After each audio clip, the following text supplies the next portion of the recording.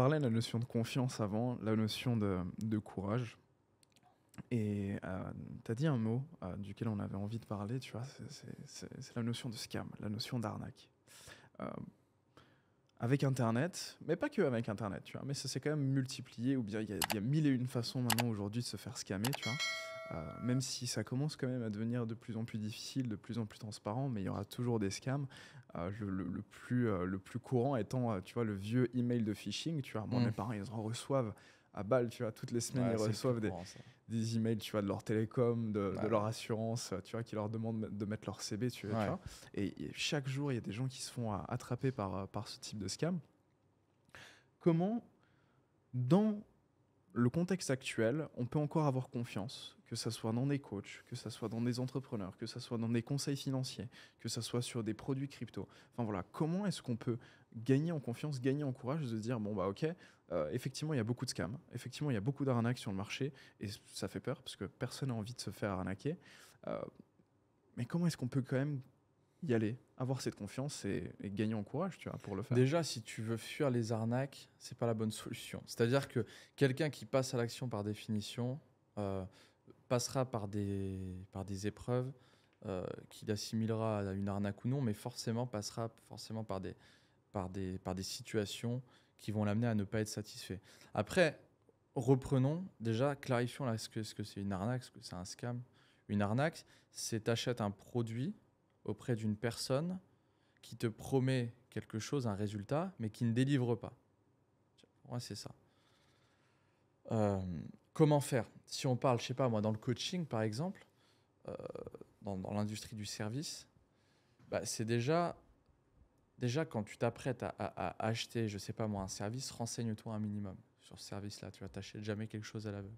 Tu te renseignes sur la personne en question. Qu'est-ce que cette personne fait? Qu'est-ce que cette personne a fait? Quel est son background? Quel est son historique? Quels sont les résultats de ses clients? Puis-je rentrer en contact avec certains de ses clients? Euh, Et ensuite, c'est une question, je pense, de feeling, tu vois. C'est prendre contact avec cette personne. Est-ce que ça match? Est-ce que ça matche pas? Tu vois. Voilà. Tu vois, il n'y a pas de. Mais tu vois, j'ai aussi l'impression que il peut y avoir 99 avis positifs, il en suffit d'un négatif pour faire pencher la balance du côté ah bah non en fait j'y vais pas, tu vois. Bah ouais.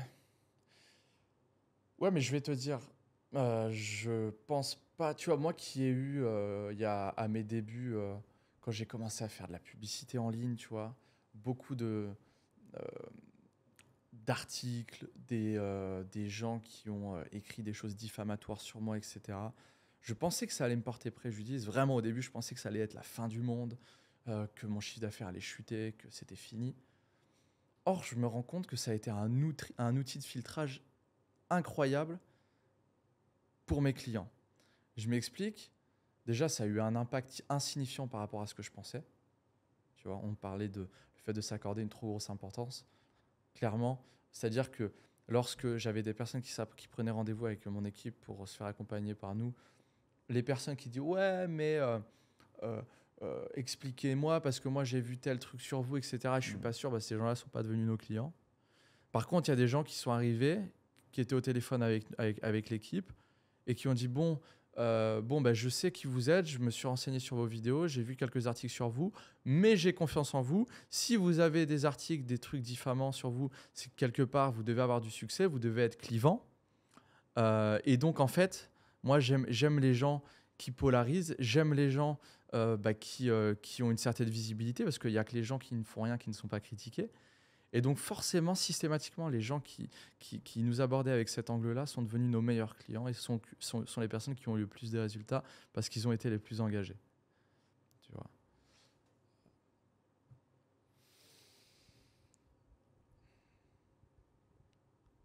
Je reviens toujours à cette notion de courage. Faire confiance, c'est avoir du courage.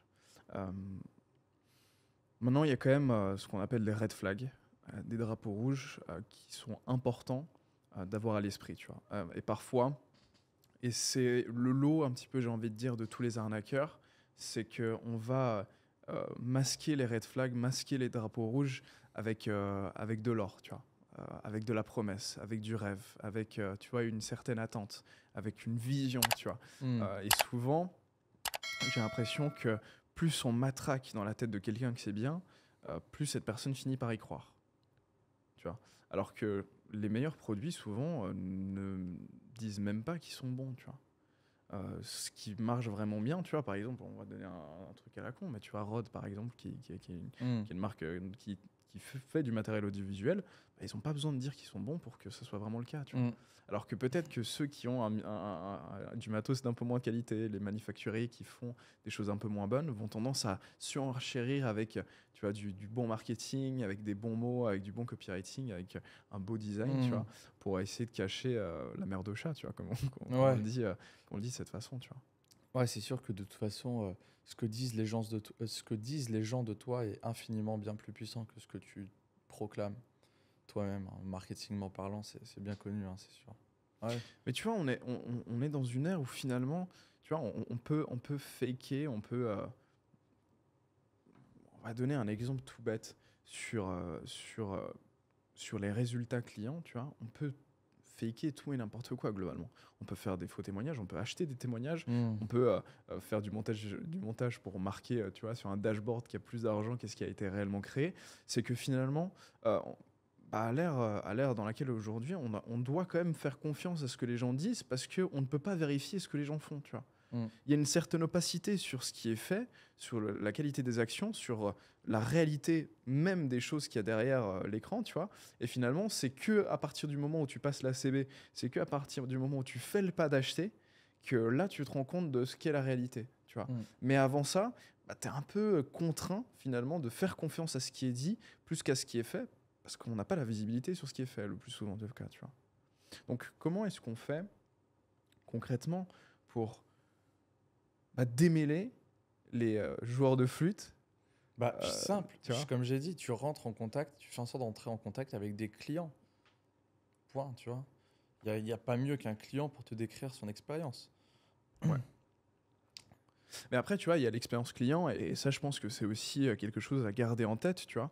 C'est que il y a l'expérience client qui est unique, finalement. Et est-ce que si le client n'a pas eu de résultat, c'est dû au programme, ou est-ce que c'est dû au Ouais. client et à son assiduité, si tu veux, à suivre le Non, programme et mais puis à après, faire les choses correctement? il y a quelque chose qui est de l'ordre de.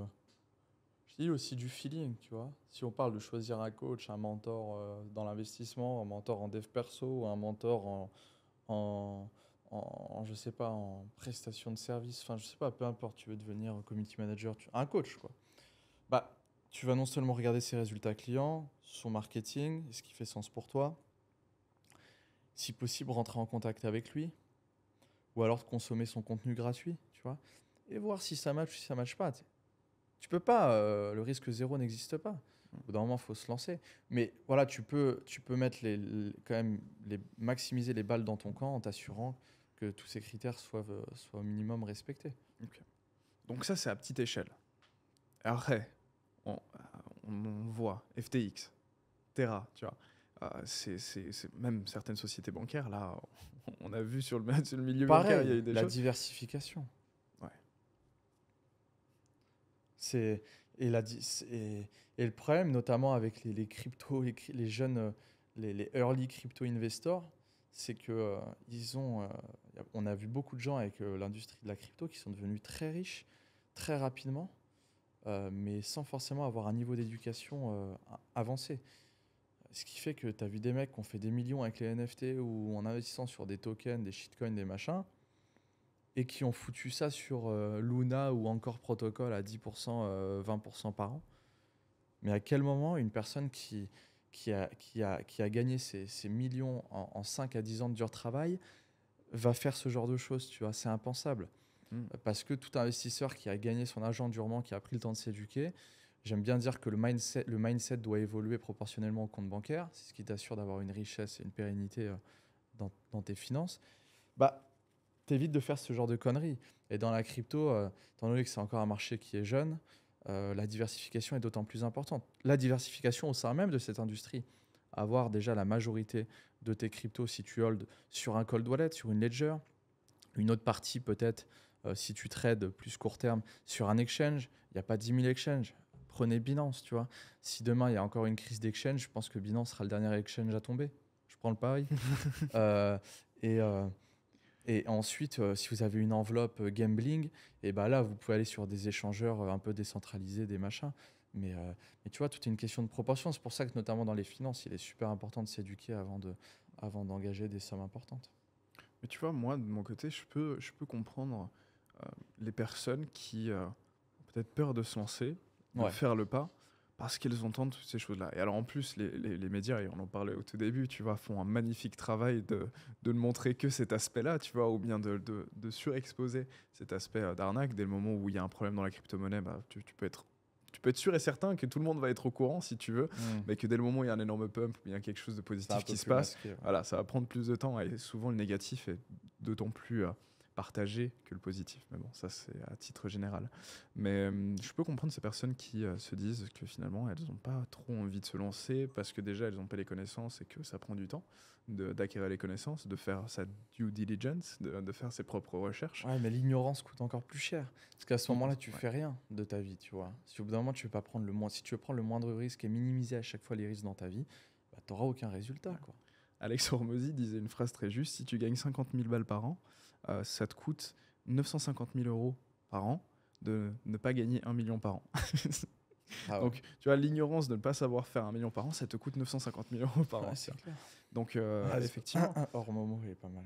Ah oui, bah, Alex Hormozy, d'ailleurs, pour ceux qui ne le connaissent pas, allez checker, c'est important. Mais non, cette notion de regarder le marché, que ce soit crypto, que ce soit même l'infoproduit en général, tu vois, où il y a beaucoup d'offres, et forcément, on sait rarement où est-ce qu'on peut se situer. C'est important de faire ses recherches, bien évidemment, mais parfois, c'est aussi important de simplement agir. Mm. Et je pense que c'est un message important aussi à, à dire. Alors, il faut agir avec conscience. Hein. Il faut pas, Bien sûr. faut pas hypothéquer la baraque. Faut pas mettre toutes ses économies non plus, etc.